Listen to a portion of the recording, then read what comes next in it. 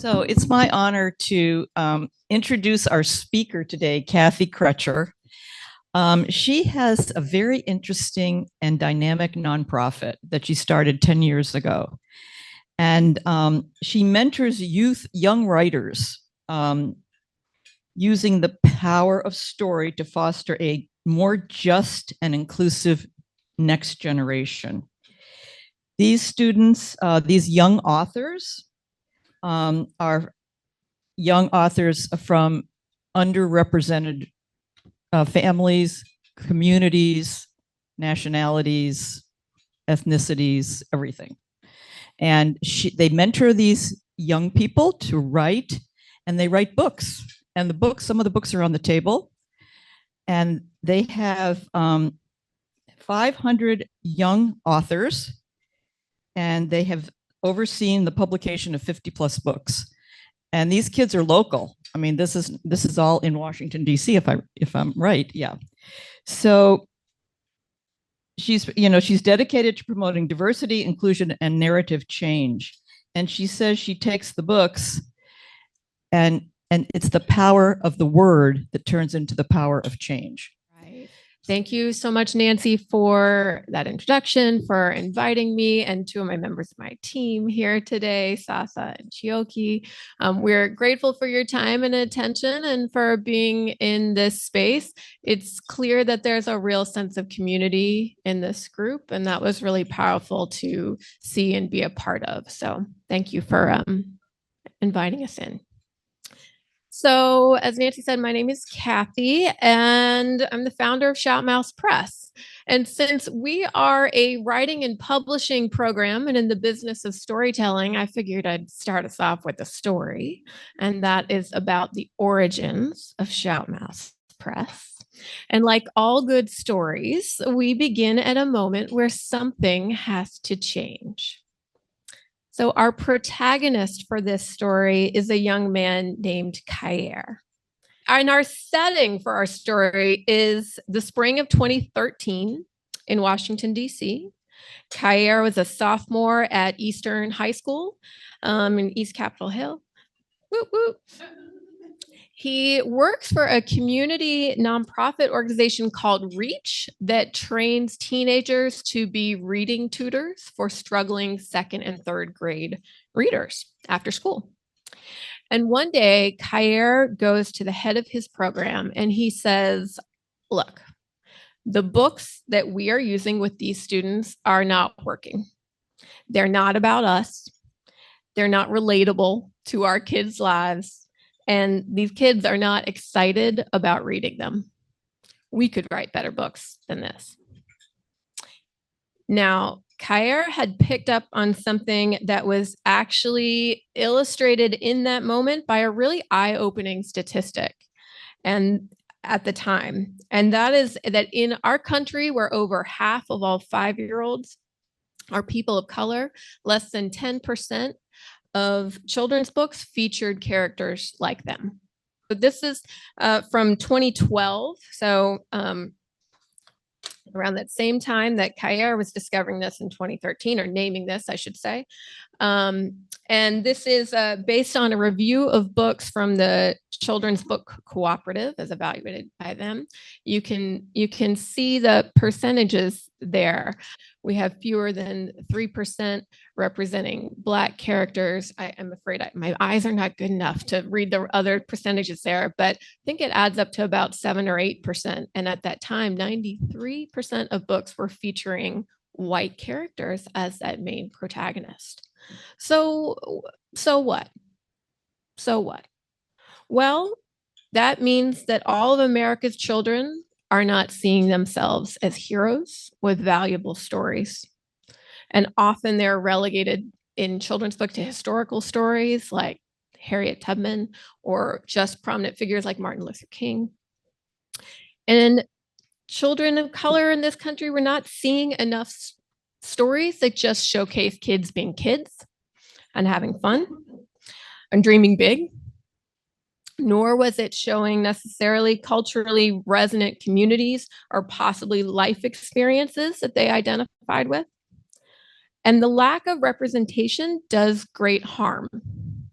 It corrodes literacy, self-esteem, and success. And as Kair said, his students weren't excited about reading these books, and not picking up on those foundational literacy skills at an early age has a catastrophic ripple effect throughout one's education, leading to early dropouts and loss of economic opportunity, life opportunity. So this is a big deal, and something had to change. So Kair had said we could write better books than these. And the head of that program thought that was an interesting idea, but he had no idea how to make that happen. So he reached out to me. Now, why me?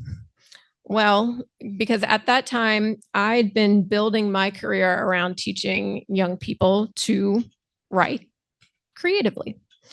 I had gotten a master's degree in fiction and creative nonfiction. I'd spent 6 years teaching writing at the university level. And in 2013, at the time of our story, I was running the DC branch of a national creative writing nonprofit, teaching kids, mostly affluent kids in upper Northwest in Bethesda, to write stories. And in fact, I'd started the publishing program at that nonprofit because I understood the power of seeing your name in print, right? Anybody out here who's been published? And I mean, really in print, not just online where young people knew that anybody could put anything, but someone really taking that time to put your work in a design professional book that you could hold in your hands. That is what gave you authority, and it's what made you an author. And that was transformative. And I knew that that power was beneficial for anyone, for everyone. But I was especially interested in making that possible for young people whose stories did not always get told or get heard, for folks who did not often see faces like theirs on the covers of book jackets. So I'd been thinking about starting something new, something that built on my foundation as a student of social justice movements. So I'd spent my college years as a US history major, and I focused on the civil rights movement, and studying the ways that the movement was portrayed very differently in different communities and in different newspapers. I spent a lot of time in those basement microfilm, microfiche rooms reading newspapers from the 50s and 60s. I loved it. I really did. And so I spent a lot of time asking, whose story is this and whose voices are missing? And ever since then, since college, I've spent a lot of time learning about, continuing to learn about, and thinking about the ways that those erasing of those perspectives and that lack of representation has warped our understanding of ourselves as a country, and both of our past and of our present, and therefore of the potential for our future.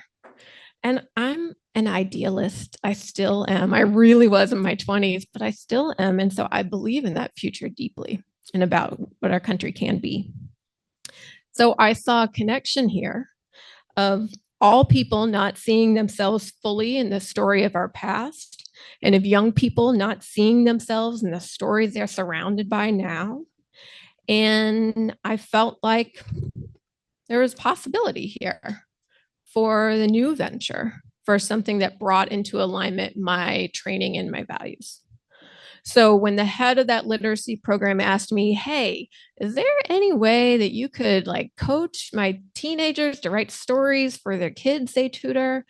I said, yes. And we're going to make them books. And can this be the beta project for that thing I've been dreaming about, for a new venture, a new nonprofit? And he said yes. And I said great. And Kair became one of the authors of those first books. That is Kair on the far end there. That was one of our first cohorts of authors. Became one of the authors of our first books in a series of diverse and inclusive children's books. His was first published in 2013. So Shoutmouse was officially founded the following year, takes a while to build up that foundation for a whole new thing, right? And ever since, we have coached young people from historically marginalized and underrepresented communities to write their own stories for professional publication and broad distribution to young readers across the country. And before I say more on that, let's finish out Kair's story. And most importantly with this, he was right. When children have access to diverse and relatable content, their engagement with reading soars. You can check out some photos of Kair reading his book to young people here in DC. They were super excited to hear his story and to meet him. So many questions. And not just because the content was fun and fresh and not what they've seen in kids' books. And I'll give you an example. Some of you on your table have a book of Kair's second book, because he wrote number 2, of Khalil's Swagtown Adventure, where young Khalil meets his future self, who helps him learn how to deal with his parents fighting all the time by taking him on a trip to a magical place called Swagtown, where he learns some cool lessons about healthy communication and where they dap each other up and do the nay-nay. So Kair put his real own spin on it. But it was not just because the content was fresh and surprising, it was that the author was fresh and surprising. These were young people, the ages of their older brothers and sisters, who maybe lived in the same neighborhoods, maybe had gone to the same elementary schools, and they wrote a book. And that meant that those young students, as children, were then asking, wait, you wrote a book? Could I write a book? And that's where that motivation comes in and the power of representation. These findings are borne out nationally. Access to diverse books have been shown to improve reading scores and reading engagement across the country. According to recent research by our friends at First Book, access to diverse books in classrooms produces gains in both student reading time and in student reading scores.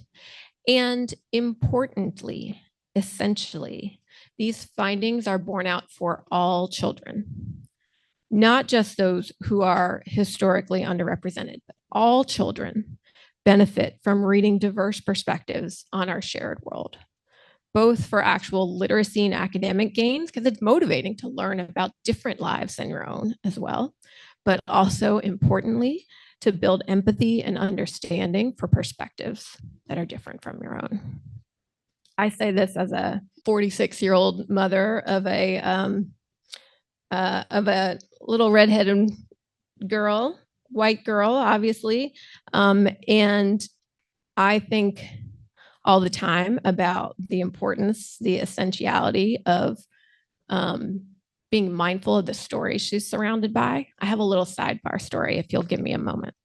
So early on in Shoutmouse's time, we were at a book festival, and there was a young girl who was white, and she came up to our booth and grabbed one of our books, and it featured a Black character on the front, and she was so excited, and she's like, Mom, look at this. And her mother came up and she said, oh, honey, that book's not for you. And I had to say emphatically, our books are for everyone. And look, I always want to give people grace first and foremost. I don't think that mother was trying to be racist, and she was not trying to raise her daughter to be racist in any way. And we had a great conversation afterwards, and they bought the book. But I don't ignore that first instinct or that reaction.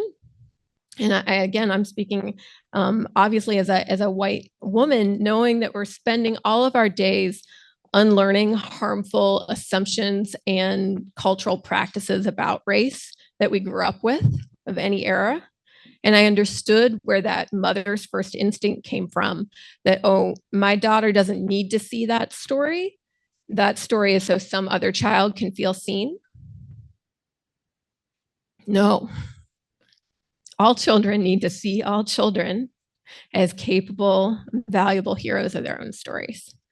And our intentionality in making sure that that happens determines how young people understand their own potential, how they perceive and treat others, and how they eventually either participate in or fight against a culture of inequity and injustice.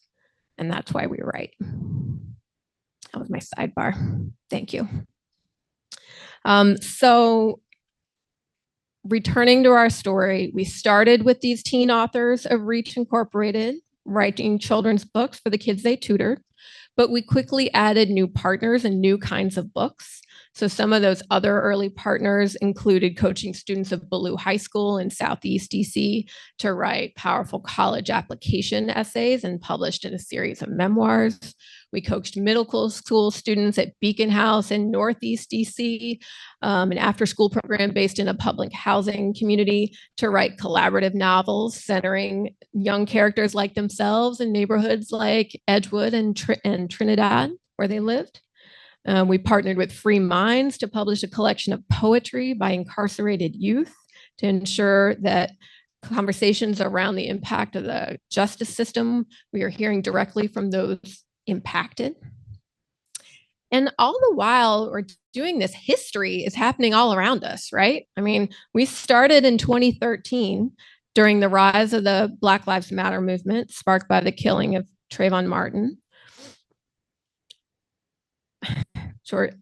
Of course, I heard George Floyd. Yeah, we're zooming 7 years ahead, but it's been a continuum, right? So those early years was that early moment of the Black Lives Matter movement with Mike Brown and Ferguson and Tamir Rice in Cleveland and Eric Garner in New York and Freddie Gray in Baltimore, just down the road.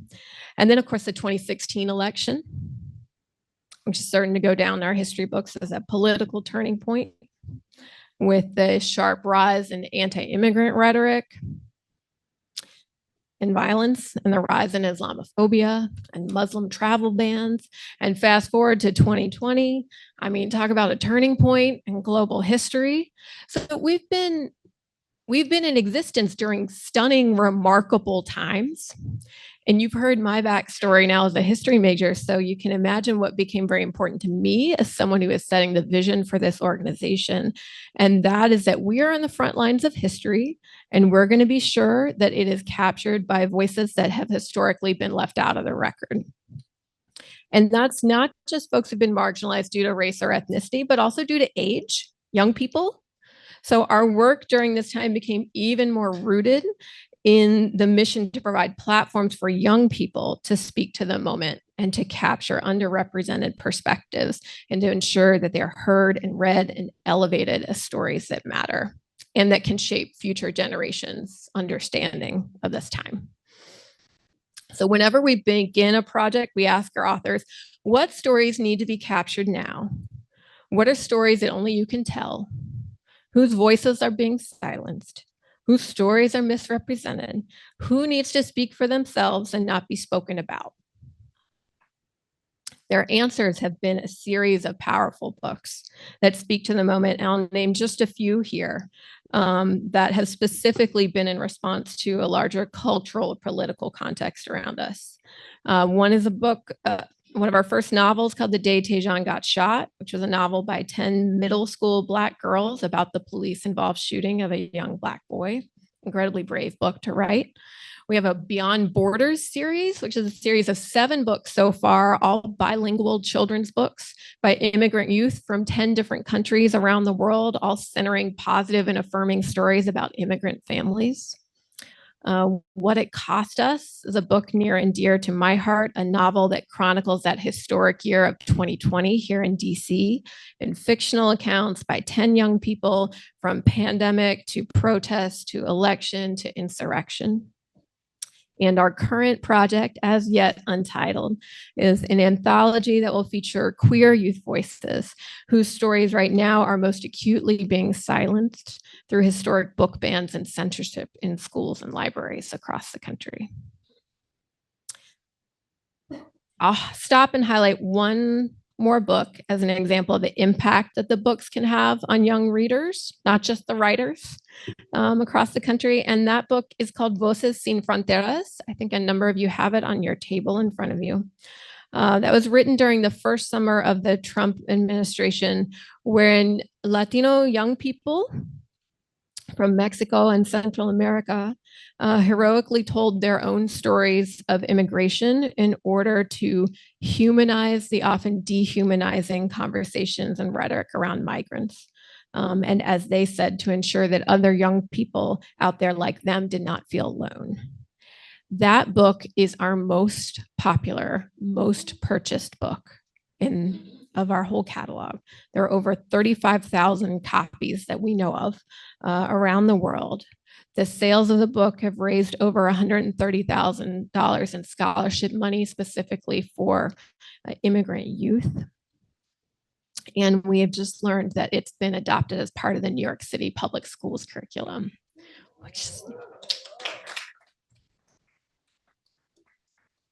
which is when you think back to those 16 young people and what they set out to do and who they're able to reach through that act of courage of staring their stories and putting it on the page. You can see it still makes me kind of emotional to think about that. I'm so happy that they were able to have that kind of impact. So this has been a milestone time for Shout Mouse. As we said, we just turned 10. We threw a big party.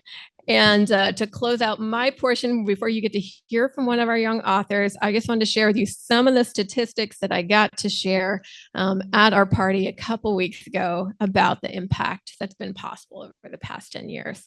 One is that there are over 500 Shout Mouse authors out there, 539 to be exact, who've all accomplished a pretty astounding feat, which is to be published between the ages of 12 and 24. Anybody else out there published a book between 12 and 24? Oh, hey, all right. Nice. So Shout Mouse writers have authored 59 books and a zine and a play. And the books are not just keepsakes. They're not just on your grandma's coffee table. They're being read in schools and universities and community centers, living rooms all across the country, all 50 states, even Alaska, even Hawaii, even Idaho. Last year, no offense to Idaho, anybody from Idaho, it is all good. I just didn't know we could reach that far. Nice. And last year, we passed the milestone of 100,000 Shout Mouse books in circulation. And right now we're at 135,000 and counting. Why so popular? Well, our books have won over 20 national publishing industry honors. These honors have included things like starred reviews in major trade journals and 7 Book of the Year awards in competitions for small and independent presses. We may be the mouse, but we're mighty. And true to our name, we shout. Our authors give author talks about their books, both here in DC and virtually across the country. Authors have given over 260 talks, reaching over 14,000 audience members. And that's not even including the many more thousands of folks they've reached via TV and radio appearances, because our authors have been on NPR and BBC. Final stat is one of my favorites, and that is the amount of money that we've invested directly back into the young people through the proceeds of those book sales, which go to scholarship funds, speaker honoraria, intern salaries, honoraria for being published, program stipends. We do what we can to value our authors for their time and their contributions. That number right now is over $345,000 that we have distributed back to young people in our community. So every time you buy a book, you are helping us invest in the next generation of storytellers. And with all of that said, I want to turn over the mic to one of those incredible young authors. Sasa Akil is in the house, in the room with us. I can't say enough good things about Sasa. She is truly a star, including she just graduated from Howard University. Woo, woo. Gave the valedictory address for the College of Fine Arts. She's been named the Youth Poet Laureate of Montgomery County. She's got a chapbook out there in addition to her book that she's about to tell you all about. I could go on and on, frankly, but you all want to hear from her, right? All right. Sasa, come on up.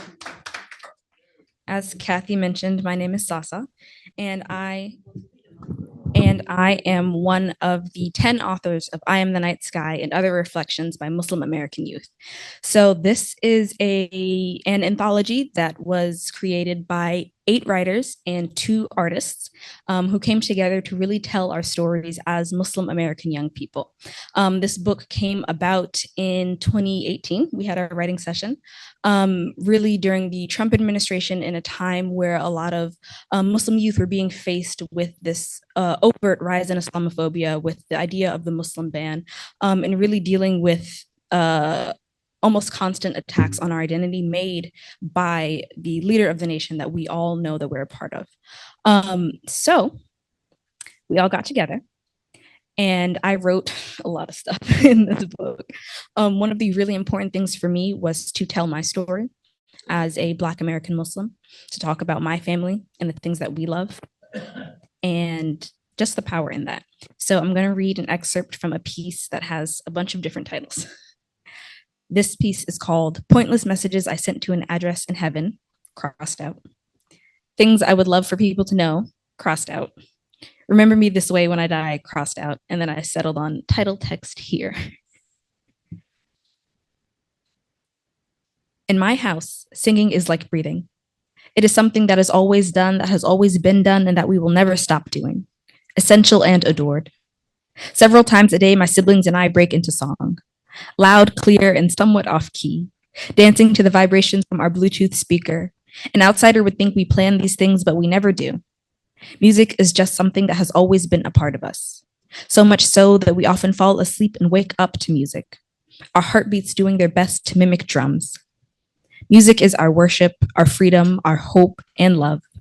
This fact is one of great importance, because to know me, dear reader, you must first know the extent of joy I feel when singing, the extent of the love I feel for my family, the way being with them makes me feel like I have wings, and how desperately I have always wanted to fly. I have prayed to God for wings many a time, not only as a child. Just this year, I asked for wings, hoping that if I didn't get them here, then maybe if I got to heaven, Allah would grant them to me there. But a speaker sits in my living room for whenever I feel caged. And for now, I have a voice, 2 hands, and a home, and I will call that freedom until I learn otherwise. These wings are invisible to the ungrateful eye. Months ago, my sisters and I attempted to take a photo, one that featured a girl blowing glitter into a camera, maybe stardust. I was the model, my older sister the photographer, my younger one her assistant. We collected glitter from the bottoms of old craft drawers, unearthing memory and dust from the depths of our childhood. We gathered cloth to prevent the glitter from covering everything, and we set to work. It was work, much more than we would have thought. I blew the glitter into the camera. My sisters held up a blinding light and worried about the camera lens in turn. I made faces when I shouldn't. We yelled and laughed. It took way too long. And we got glitter everywhere. In part because of my fumble-fingered fail, but mostly because that's just what glitter does. We ended with a photo none of us had expected, and a decision to walk to the park in below freezing weather because we'd do anything for art. We still sparkled from amusement and glitter, and the walls still sparkled, and the couch still sparkled, and the glitter would remain there for days to come as a reminder of how hard we tried to shine. We're still trying. Thank you. Sasa can answer questions. Because Sasa, if you wanted to speak, what it's been like for you to be the Shout Mouse author. Yeah, I can definitely speak about that. So I was published, we did the writing project in 2018 when I was 15. And we did the publishing in 2019 when I was 16. And so as a Shout Mouse, I've been a Shout Mouse author for a really large period of my life, and also the same period of my life where I was realizing and growing and becoming, and when I understood that I wanted to be a full-time artist and poet as an adult. So I was writing this, and this was part of my journey into realizing that I wanted to spend my time creating beautiful things and sharing beautiful things with the world. So being a Shout Mouse author has really been pivotal in my journey of realizing what my voice is and how I want to use it. I always believed, because I've been writing since I was 9 and I love it. And I've been doing ceramics since I was 9, and that's what I got my degree in, and I love it as well. So I always knew I had a story to tell. But being a Shout Mouse author really drove home the value of my story. One thing that I remember learning and hearing from Kathy and other story coaches during our writing process was that you are the expert in your story. And I never thought of it that way. And thinking of myself as an expert in anything as a 15-year-old was kind of like a stretch. But really realizing that the life that I live in the way that I live it is my own special experience, and I'm the most qualified and the most educated on that subject and the best person to share it. And so really just learning the power and the gravity of any one person's perspective, mine, because I am me, but also anyone and any story that they decide to tell. So I think really that's the biggest lesson that I take away. And it's really shaped the direction that I've chosen to go in as an individual. As Kathy mentioned, I decided to apply to be the Youth Poet Laureate of Montgomery County, and that happened in 2021. And I have just continued creating and sharing and writing, which is a joy because it's always been a joy for me. Thank you. Really, thank you for your story. It's great news. I have a question for both of you, actually. So I have been trying to recruit Latino kids to come and play golf and join society and be part of our whole country. And I've been on First Tee board for 20 years. I'm the only guy on the board that's doing it, and I've not been successful. I try everything I know. How can you suggest places I can go? I teach a lot of young kids, most of them Black, a lot of Asians, no Latinos. And I'm gone to schools after school after school asking, how do I get these guys engaged? And it seems like to me that the parents, and I want to know if you've handled, parents think that's really not that important at this time for this child. The most important thing is that we put food on the table and we take care of it. Can you give me some suggestions on that, please? Thank you. I can start if you have anything to add. Thank you for that question. One thing I can say is an important model of our program is that we partner with other community-based organizations that have deep roots and relationships in the communities that we serve. And I think that is essential, that you need to be starting with organizations that already have those established relationships. I also think we try to create opportunities where young people are opting in, where they are deciding for themselves that this is something to do. Sometimes there need to be opportunities to show them what it could look like. A lot of our young people do not consider themselves writers. Most of our young people do not consider themselves writers. So we bring in previous young people authors to speak and be like, I did this. Trust me, if I did this, you could do this. So there needs to be some, modeling sometimes of expanding horizons of possibility of what they might be interested to pursue. But I think it's really essential that it needs to come from the young people themselves, that they want to try the new initiative. Another important principle, I think, is the young people from your communities may be choosing between getting a part-time job to help support their family and need to earn that income. So there at Shout Mouse, we pay our young people to come to our programs because we don't want them to be making that kind of trade-off. Not everybody has the opportunity to just pursue what they're interested in. So we want to make sure that we're, lowering that barrier. So paying young people to try it out is one possible idea. Yeah.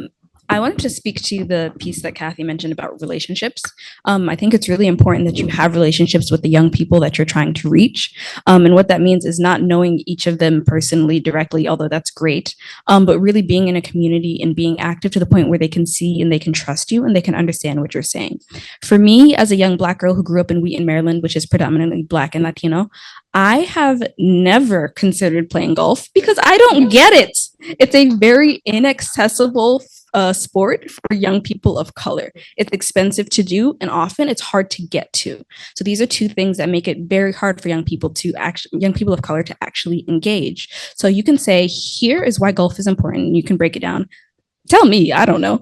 And then you can say, this is how you can get to this place, because golf courses are difficult to access, like physically. And as a young person, one huge problem for me is and has always been transportation. How am I going to get around?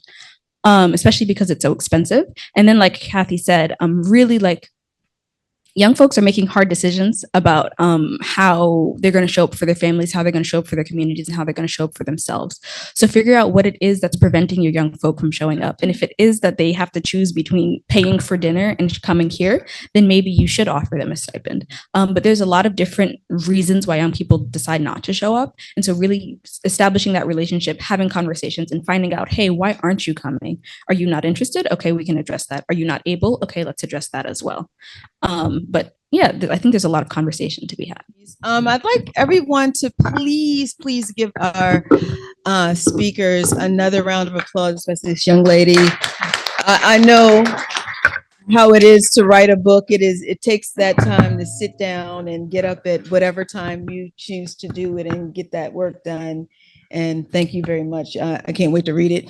And the name of your book is, can you tell us the name of both of your, did you author another book as well? Oh, yes, I did. Could you please tell them cool. the name of your Yeah, so the book that I authored is entitled The Culmination of All My Despair and the Music That Saves Me. I write about music a lot. So it's a small poetry collection, and you can ask me about that later if you're interested.